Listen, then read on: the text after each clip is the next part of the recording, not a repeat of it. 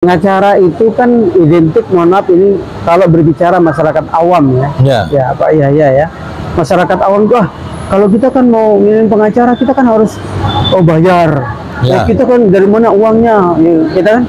Nah jadi masyarakat yang punya perkara atau kasus kadang-kadang udahlah kalau kita mau ngirim ke pengadilan atau apa nanti kan pengacara juga dibayar. Itu pandangan masyarakat itu perlu dikasih edukasi mungkin ya Pak ya. Kenapa? Supaya mereka yang punya kasus itu nggak takut bawa ke pengadilan, nggak takut didampingi oleh pengacara. Nah, gimana pandangan masyarakat itu untuk membantahnya, Pak? Dan itu sebenarnya pandangan masyarakat itu dengan melihat situasi dan kondisi serta kenyataan yang ada, ya itu boleh hampir saya katakan hampir 100% benar. Karena pada umumnya ya dari polisi, jaksa, hakim, sesuai dengan apa yang dikatakan Pak Presiden Joko Widodo, kalau persoalan tanah tidak diselesaikan dengan hukum yang baik, ditangani dengan yang baik, jujur dan adil, bisa nanti bunuh-bunuhan. Iya, pesannya Jokowi secara pesannya Jokowi ya? Dan ini ngeri Pak, ngeri. Nah, seharusnya Jokowi sebagai presiden kalau perlu pecati itu Kapolrinya. Selamat datang di Lamulo Show. Hafifa Happy Ending. Assalamualaikum warahmatullahi wabarakatuh. Salam sehat, salam bahagia sahabat Hafifa di seluruh tanah air. Kali ini alhamdulillah saya lagi sambil nunggu buka puasa ya. Di salah satu restoran di daerah Jakarta Selatan yaitu Pasar Minggu ya. Jalan ini namanya Kedai Mancing 3. Lokasinya keren, luas ya. Nah, saya sekarang didampingi dengan narasumber kita luar biasa ya. Jadi Lamulo Show menghadirkan narasumber yang luar biasa hari ini pada sore hari ini sambil nunggu berbuka puasa, yaitu Bapak Muhammad Yahya Rashid ya, SHMH. Sedikit saya bacakan mengenai profil beliau. Beliau adalah profesi pengacara ya, atau kuasa hukum ya Pak ya, pengacara sebagai lawyer. Kalau dibilangnya ini karena sering berdiskusi dengan, jadi Bapak Ibu ya, sahabat Lamulo Show, beliau adalah yang selalu berdiskusi dengan Profesor Dr. Baharudin Lopa, mantan jaksa ya, mangsa jaksa agung, kemudian Menteri Kehakiman dan sempat juga Duta Besar. Dan beliau sampai menciptakan ya buku berkat daripada diskusi ya atau ide-ide. Ini bukunya ya. Judul bukunya adalah Pertumbuhan Demokrasi, Penegakan Hukum dan Perlindungan Hak Asasi Manusia. Ini nanti kita kupas nih karena beliau berdiskusi langsung dengan almarhum Baharudin Lopa ya. Baik, yang kedua perlu diketahui bahwa beliau ini pengacara yang dimana sudah menangani banyak kasus ya tentunya ya. Yang saya boleh bacakan adalah salah satu adalah aset kereta api Indonesia yang di Medan ya. Kemudian ada lagi penasihat hukum DPT Merpati Airline. Nah, Merpati ini cukup lama, tahun berapa di Pak Yahya? Ya. Tahun 99 ya? Ya. Tahun 99 ya Pak ya. Kemudian ada juga artis-artis ibu kota atau artis-artis tanah air yang cukup terkenal ya, yang memang beliau dampingi sebagai kuasa hukum ya. Kemudian yang lagi ditangani saat ini yang paling hot ya adalah mengenai mafia tanah, di mana Pak Budi SK Budi Harjo ya selaku terdakwa ya kan, yang dimana beliau adalah ketua forum korban mafia tanah Indonesia. Nah, ini lagi didampingi oleh Pak Yahya sendiri ya. Nanti coba saya akan kulik-kulik Pak.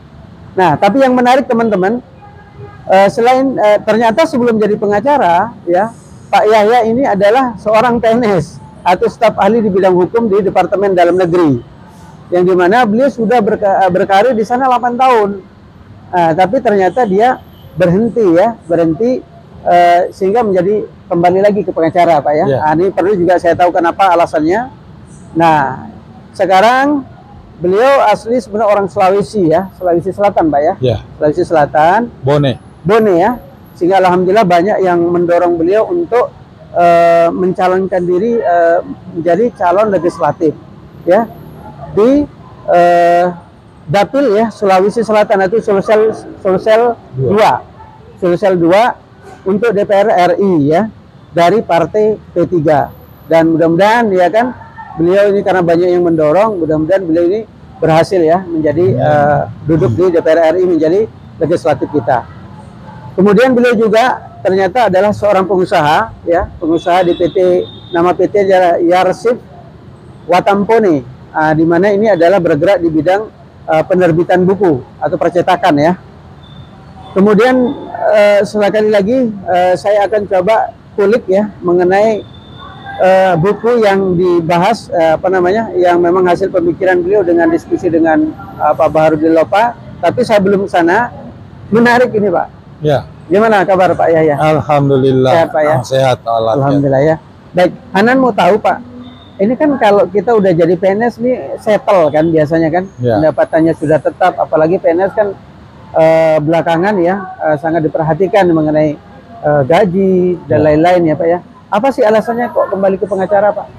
Assalamualaikum warahmatullahi wabarakatuh. Terima kasih Pak Hanan diberi kesempatan pada sore ini kita membicarakan tentang bagaimana kiprah saya sebagai pengacara. Betul. Baik di Departemen Dalam Negeri maupun di luar.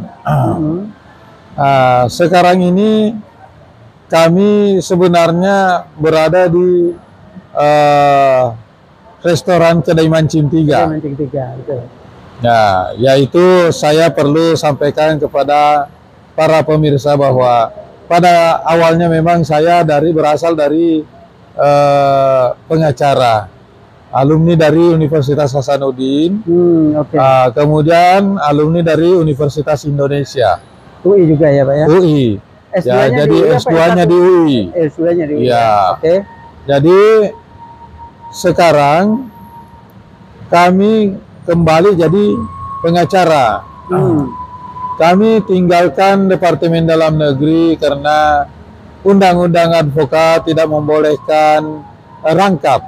Rangkap. Walaupun sebenarnya tidak ada larangan dari instansi saya untuk beracara, tetap yang penting saya bisa membantu apa yang bisa bantu di masalah hukum di Departemen Dalam Negeri. Dan saya sempat jadi staf di Pusat Kajian Hukum, yaitu membidangi tentang rancangan undang-undang peraturan, rancangan undang-undang sendiri, dan berbagai macam peraturan.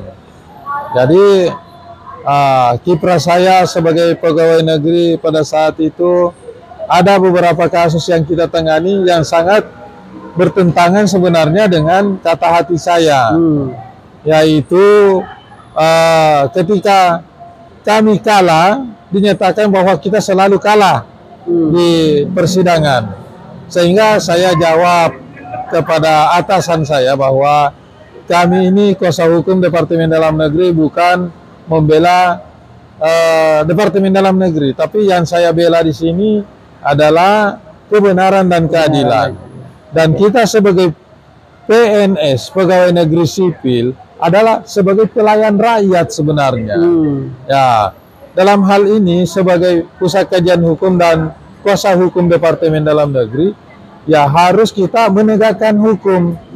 Kalau memang masyarakat memiliki hak-hak yang diperkarakan itu dan ada kesalahan yang dilakukan oleh institusi Departemen Dalam Negeri, ya kita harus jujur, harus memberikan hak-hak rakyat.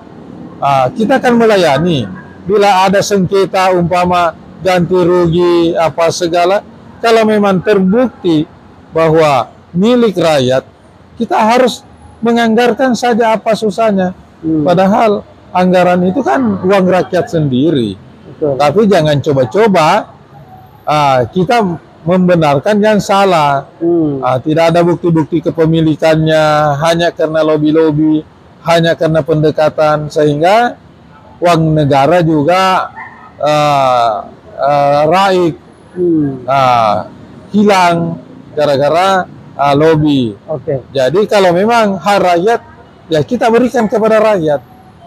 Ya, pegawai negeri sipil itu hanya sebagai pelayan. Ya, kita lah ada prosedurnya. Bagaimana caranya memberikan ganti rugi kepada rakyat yang berhak. Begitu. Ya. Jadi Pak, di sana kan berarti menjadi staf bidang hukum juga ya sebenarnya. Ya, saya di pusat awalnya dari pusat kajian hukum, ya. Kemudian saya pindah ke Bina Pembangunan Daerah, yaitu fasilitasi investasi daerah. Karena saya juga punya background sebagai berapa tahun tadi Pak? Wira swasta, 8 tahun. 8 tahun. Persisnya tahun berapa keluar Pak dari 2001 sampai 2008. Berarti 2008 2000 sampai 2008. 2008 udah jadi pengacara kembali ya. Pengacara kembali. Yang sekarang ya. Ya. Oke, selain pengusaha lah ya. Ya, selain pengusaha. Oke Pak, sekarang saya sedikit mau kupas nih mengenai menarik banget ya teman-teman atau sahabat di Lamuluso. Ini judulnya Pertumbuhan Demokrasi, Penegakan Hukum dan Perlindungan Hak Asasi Manusia. Ya. Nah, saya mau tanya dari judul aja nih, Pak Yahya. Ya kan? Menurut Pak Yahya sendiri, demokrasi kita saat ini seperti apa, Pak? Apakah sudah cukup bagus, ya, sudah tumbuh dengan luar biasa? Bagaimana pandangan Pak Yahya? Mungkin kan hasil diskusi dengan almarhum Profesor Dr. Baharudin Lopa, seperti apa Pak demokrasi saat ini? Ya, jadi kami, sorry Pak Yahya, ini penerbitannya tahun 99 loh. Ya, tapi sudah membahas tentang demokrasi ini pasca reformasi loh. Betul. Nah, coba boleh disampaikan. Ya. Dengan adanya pasca reformasi terjadi carut marut, kelihatanlah pertumbuhan demokrasi pada saat itu yang dipimpin oleh Profesor Dr. B.J. Habibie sebagai. Berarti zamannya beliau itu pas Habibie ya? Ya, jadi tumbuh kembanglah namanya demokrasi. Nah, dengan adanya berbagai macam pembentukan pendirian partai ya, partai-partai ada sekitar hampir kurang lebih 20 partai pada saat itu. Dengan hasil diskusi saya dengan Profesor Baharudin Lopa, ya, kita berpikir dengan melihat perkembangan Indonesia pada saat itu dan untuk juga ke depan. Jadi melalui pertumbuhan demokrasi itu, yaitu membutuhkan pemimpin yang menjalankan kepentingan masyarakat, aspirasi masyarakat, membela masyarakat, ya, tanpa diskriminasi.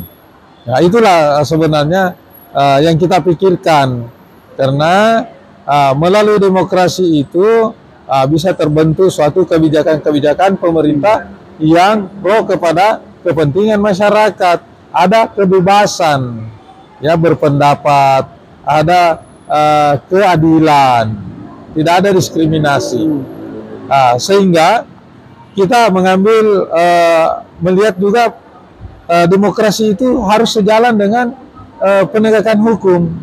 Oke. Dengan adanya penegakan hukum yang carut marut juga, yang banyak sebenarnya bertentangan dengan hak asasi manusia. Jadi dengan judul ini kita mengambil bahwa demokrasi, penegakan hukum harus selaras dengan hak asasi manusia. Jadi ada kebebasan. Ya, itulah sehingga kami berdiskusi dengan beliau, akhirnya melahirkan suatu buku yang kita telah launching masih waktu itu di Hotel Indonesia, dengan dibedah yang dihadiri oleh Profesor Ahmad Ali sebagai moderator ya. Ya. Nah, dihadiri oleh Bapak Bismar Siregar. Yang ikut membedah buku ini yang sangat menarik. Bapak Bismar Siregar dan pengacara senior kita yaitu Adnan Buyun Nasution sebagai Pak Adnan pembedah buku ini. Luar biasa ya. Ya. Ini saya lihat memang sangat tipis Pak ya.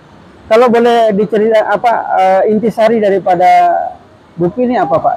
Kalau ya, kita bicara hak asasi manusia, kemudian ada demokrasi di sini, boleh nggak intisari daripada buku di Ya, apa? kalau memang kita bicara ini kan sudah ada semua di sini di buku-bukunya ini. Ya, ini utamanya menyangkut masalah menumbuhkan kehidupan demokrasi. Oke. Ya, yang mana demokrasi itu ialah pemerintahan yang berdasarkan kehendak rakyat, kedaulatan rakyat. Kedaulatan rakyat. Ya, jadi yang memerintah adalah rakyat sebenarnya, wakil rakyat. Untuk mewujudkan kehendak rakyat tersebut terlebih dahulu harus dijamin ada persamaan dan kesetaraan. Kesetaraan, ya. Ya, nah sekarang dengan adanya pertumbuhan demokrasi sekarang ini hanya tumbuh demokrasinya, tapi tidak berdasarkan lagi dengan hukum yang ada. Hukumnya di sini yang sebenarnya yang carut marut selama kepemimpinan Pak Jokowi ini lebih dahsyat. Sebenarnya sebelumnya juga memang sudah kurang penegakan hukum ini, kurang bagus. Dan sempat kami dulu lakukan seminar di waktu saya masih mahasiswa S2 di Universitas Indonesia yang dihadiri Profesor Muladi, Jaksa Agung, dari BIN, dari berbagai macam instansi. Ya, kita memang menonjolkan di sini sebenarnya kuncinya negara ini kalau mau sejahtera, mau makmur itu jadikanlah hukum sebagai panglima. Dengan penegakan hukum tidak ada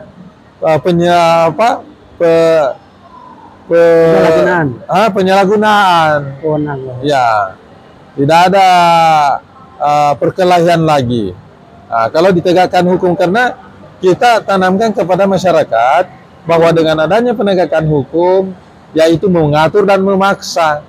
Itulah gunanya hukum, mengatur dan memaksa. Kalau kamu tidak mau diatur, ya dapat sanksi. Ya, harus patuh hukum. Nah, untuk patuh hukum, harus penegak hukum yang betul-betul serius menegakkan hukum secara adil, bermoral. Ya, tidak ada jual beli hukum. Betul. Jangan dicampur adukan dengan politik. Nah, inilah sebenarnya intisari daripada ini, yang ujung-ujungnya adalah perlindungan hak asasi manusia. Jangan seperti kasus yang saya tangani ini. Kasus yang mana itu, Pak? Ya, ini Ketua Forum Korban Mafia Tanah yang memperjuangkan korban-korban mafia tanah di seluruh Indonesia yang dilakukan oleh para konglomerat, utamanya pengembang, ya, dengan sengaja mengkriminalisasi pemilik tanah.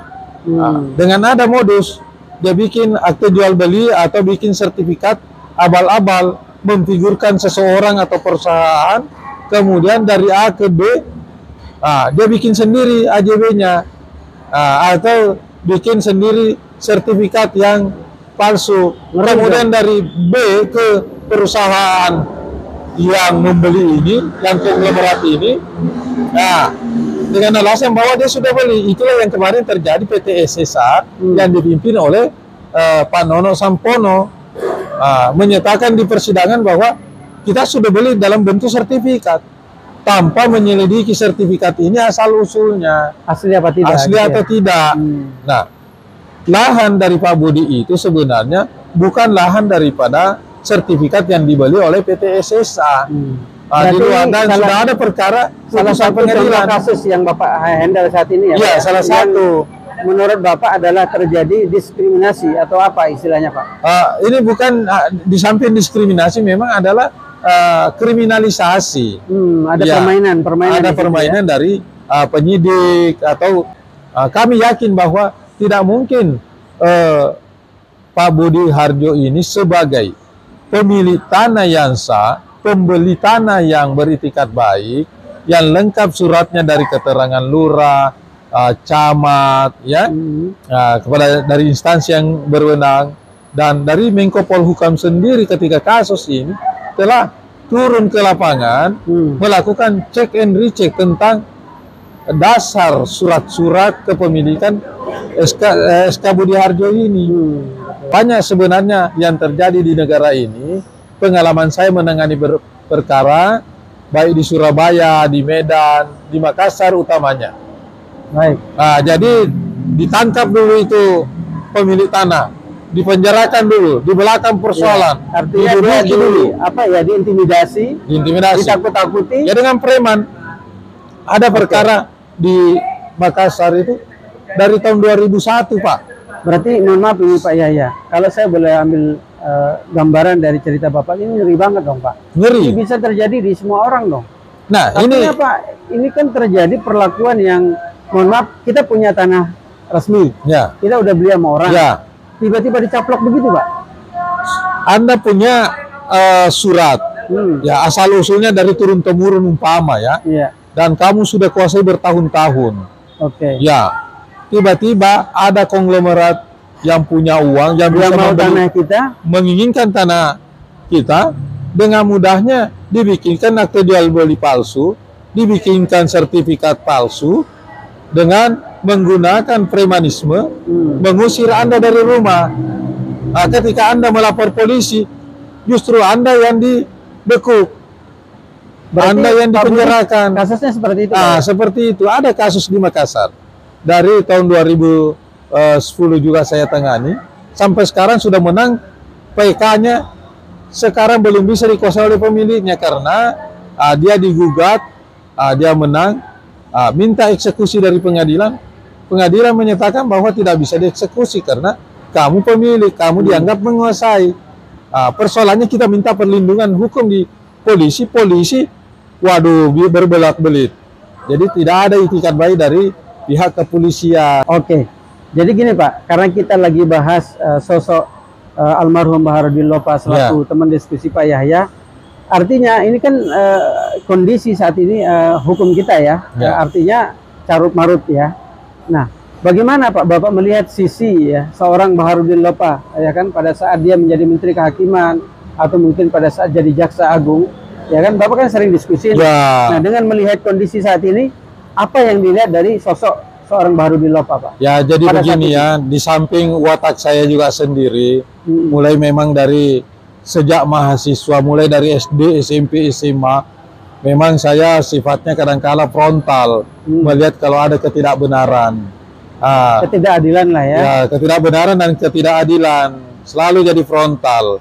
Termasuk dulu waktu saya kuliah di Fakultas Hukum, saya tidak segan-segan memprotes dosen saya. Kalau ada yang saya anggap tidak benar.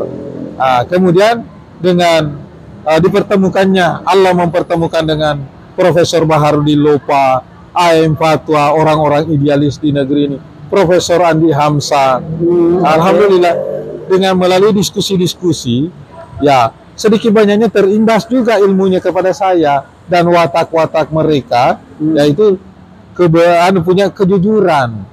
Ya, jadi itulah yang selalu saya pegang adalah kejujuran. Tidak boleh orang bohong. Ya itu. Kalau dengan bohong, satu kali bohong terus karena selalu ditutupi dengan kebohongan. Iya, itu bisa memang kita harus punya memang moralitas yang tinggi. Moralitas, integritas dan pengetahuan yang cukup. Kalau tidak cukup, bagaimana caranya mau menyelesaikan masalah? Ya, jadi gitu. Jadi ini kan sebenarnya jabatan, harta itu amanah. Ya. Nah, saya boleh sedikit, Bapak kan ini adalah pengacara. Ya. Pengacara itu kan identik, mohon maaf ini kalau berbicara masyarakat awam ya. Ya, Pak Yahya ya. Masyarakat awam itu kalau kita kan mau ngirim pengacara, kita kan harus bayar. Kita kan dari mana uangnya, kita kan. Nah, jadi masyarakat yang punya perkara atau kasus, kadang-kadang udahlah, kalau kita mau ngirim ke pengadilan atau apa, nanti kan pengacara juga dibayar. Itu pandangan-pandangan masyarakat itu perlu dikasih edukasi mungkin ya Pak Yahya ya. Kenapa? Supaya mereka yang punya kasus itu nggak takut bawa ke pengadilan, nggak takut didampingi oleh pengacara. Nah, gimana pandangan masyarakat itu untuk membantahnya, Pak? Dan itu sebenarnya pandangan masyarakat itu dengan melihat situasi dan kondisi serta kenyataan yang ada, ya itu boleh hampir saya katakan hampir 100% benar. Karena pada umumnya ya dari polisi, jaksa, hakim, pengacara itu sendiri tidak mengedukasi itu masyarakat. dan ada memang namanya ada profesi. Kalau pengacara kan ada namanya profesi. Ya tentu kan tidak dibayar, tidak digaji oleh negara. Ya sehingga ya tentu menjalankan profesinya sesuai dengan prestasi kerjanya. Ya tentu kan time is money juga. Tapi tidak ada kos, ada biaya lah. Ada kos, ada biaya. Tapi tidak semua pengacara juga melakukan sikat rata dengan semua kasus.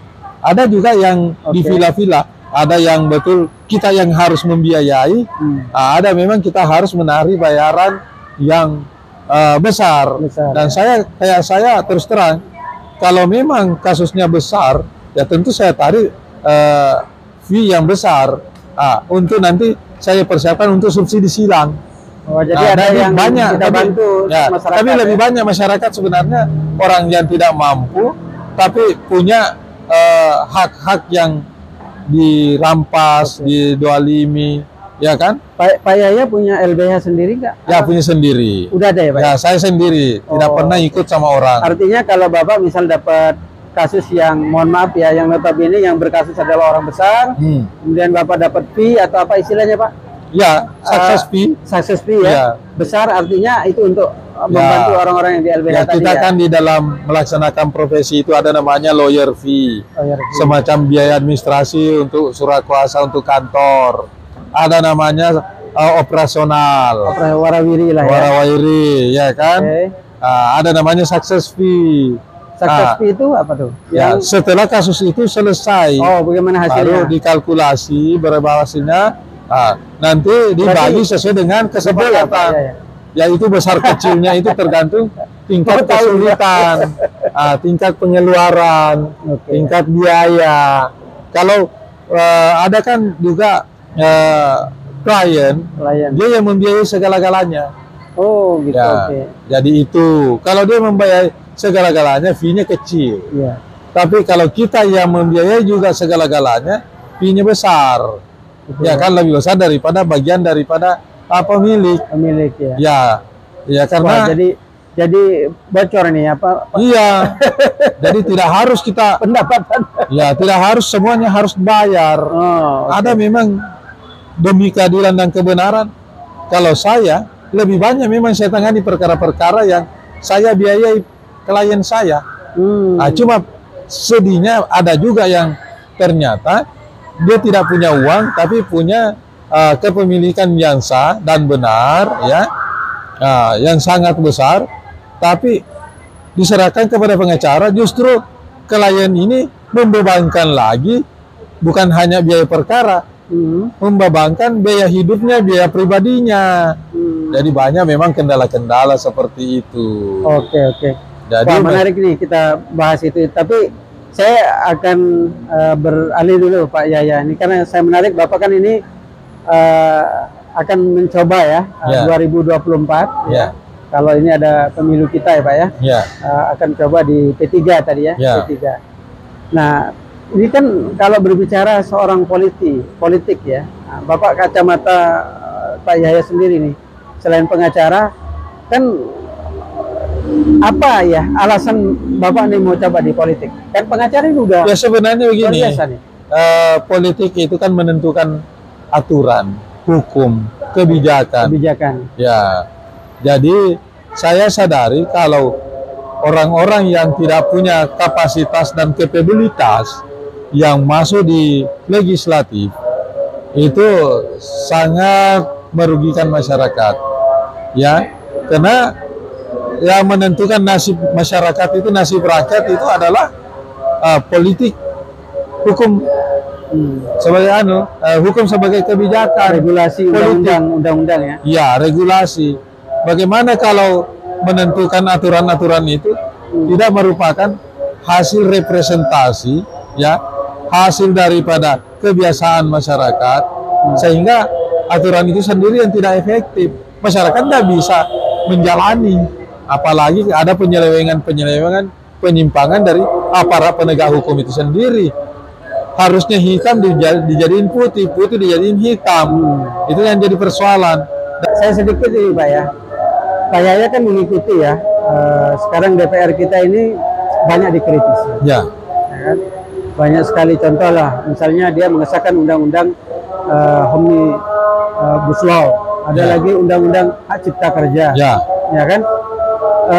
Menurut pandangan masyarakat luas ya, Ya. begitu juga mahasiswa yang bergerak dalam ini kan sebenarnya DPR ini dibilangnya tidak punya hati nurani. Nah, Bapak sanggup nggak? Ya, kan? di samping memang mungkin tidak semua juga anggota DPR RI itu yang tidak punya hati nurani. Ada juga tapi tidak punya kemampuan untuk melawan yang mayoritas. Iya betul. Nah, tidak tahu caranya, tidak bisa. Yang terpenting sebenarnya di sini anggota DPR RI itu harus punya kapasitas dan kapabilitas. Di samping dari segi keilmuan, keberanian, hati nurani itu, karena yang menentukan nasib rakyat itu adalah sebenarnya DPR RI membuat satu aturan yang harus dijalankan oleh eksekutif dan mengontrolnya. Nah, yang jadi persoalan sekarang ini dari anggota DPR RI tidak punya kemampuan dan keberanian, ataukah dia punya kemampuan dan keberanian tapi tidak punya kemauan. Kita nggak tahu apakah pengaruh eksekutif atau pengaruh apa. Ya, harusnya ada kontrol. Sekarang sejak rezim Jokowi ini hampir tidak ada lagi kontrol dari DPR, semuanya eksekutif. Seperti undang-undang Cipta Law, apa segala itu dibuat berdasarkan kehendak pesanan, bukan berdasarkan hasil dari suatu riset yang mendalam. Karena kenapa saya harus mendasarkan riset yang mendalam? Ya, itu kan menyangkut masalah kontrak sosial. Hukum itu adalah sosial kontrak yang harus menurut Profesor Sacipto Raharjo, ya, hukum itu dapat efektif apabila disesuaikan dengan kondisi, culture, kebiasaan masyarakat. Itu harus dilakukan penelitian. Sehingga disesuaikan aturan. Disesuaikan aturan masyarakat yang mana yang norma-norma yang hidup di dalam masyarakat itulah sebenarnya yang diteliti. Dan harus ada yang memang harus dirubah, yang bertentangan dengan hak asasi manusia, bertentangan dengan hukum, bertentangan demokrasi, ya itu memang harus diatur di dalam ini. Karena memang tugas hidup bernegara dan berbangsa itu sebenarnya ada namanya tertib hukum. Ya, makanya ada hukum. Hukum memang itu mengatur dan memaksa. Kalau tidak ada hukum, Pak, bisa bunuh-bunuhan. Nah, ini bakal bisa terjadi di negeri ini sesuai dengan apa yang dikatakan Pak Presiden Joko Widodo. Kalau persoalan tanah tidak diselesaikan dengan hukum yang baik, ditangani dengan yang baik, jujur dan adil, bisa nanti bunuh-bunuhan. Iya, Pesannya Jokowi secara pesannya eksplisit, Jokowi. Dan ini ngeri, Pak, ngeri. Seharusnya Jokowi sebagai presiden, kalau perlu pecat itu Kapolrinya. Kalau memang ada hukum seperti ini sudah diviralkan. Kasus di Makassar, jelas-jelas tanah adat dirampas oleh pengembang, ditimbun. Ketika dilarang, langsung ada BRIMOB yang membackup. Justru pemilih yang ditangkap. Dan lucunya, disampai penyidik, jaksa, ya limpahkan ke pengadilan, pengadilan memutus bahwa tidak cukup bukti pemalsuannya. Ini tetap dirampas, dimiliki itu tanah dan dibangun.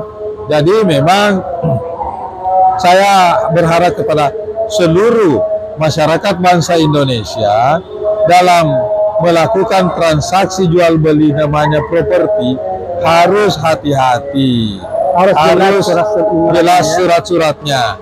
Jadi semakin besar pengembangnya, semakin harus lebih hati-hati. Kalau saya lebih cenderung lebih baik kita beli tanah deh, nggak usah beli di pengembang.